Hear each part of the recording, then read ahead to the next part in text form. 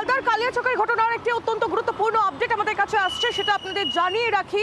DGP তার বৈঠক, ভারপ্রাপ্ত ডিজিপি তার এই বৈঠকে রীতিমতো ভৎসনার মুখে পড়তে হয় মালদার এসপিকে। তিনি একাধিক প্রশ্ন ছুড়ে দেন তার উদ্দেশ্যে। তিনি বলেন যে দুপুর 2টো থেকে অবরোধের ঘটনা ঘটে, বিচারপতিদের অবরোধ করা হয় দুপুর 2টো থেকে, তাহলে সন্ধ্যে 7টার সময় ডিজিকে কেন জানানো হলো?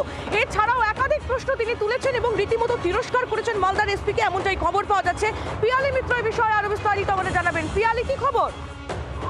দেখো, নির্বাচন কমিশনের জরুরি বৈঠকের পরই জরুরি ভিত্তিতে রাজ্য পুলিশের ভারপ্রাপ্ত ডিজি সিদ্ধিনাথ গুপ্তা তিনি সমস্ত জেলার পুলিশ সুপার সিপিদের সঙ্গে বৈঠক শুরু করেন এবং সেই বৈঠকে মালদার বিষয় নিয়ে বৈঠক ছিল। সেখানে প্রথমেই কিন্তু মালদার যিনি পুলিশ সুপার অনুপম সিং, তাকে প্রশ্নের মুখে পড়তে হয়েছে। তার কারণ, গতকাল দুপুর 2টো থেকে এই অবরোধ শুরু হয় এবং যারা জুডিশিয়াল অফিসাররা ছিলেন দুপুর 2টোর পর থেকে তাদেরকে আটকে রাখা হয়েছিল, ডিটেন করে রাখা হয়েছিল, ঘেরাও করে রাখা হয়েছিল। অথচ পুলিশ সুপার সেই বিষয়ে সিনিয়র অফিসারদেরকে কিছু জানাননি।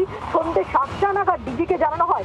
এরপরে আরো যেটা প্রশ্ন, যে সন্ধ্যে রাত্রি 9টা নাগাদ অনুপম সিং এসপি তিনি সেখানে পৌঁছে গিয়েছিলেন, তার বাহিনী সেখানে ছিল।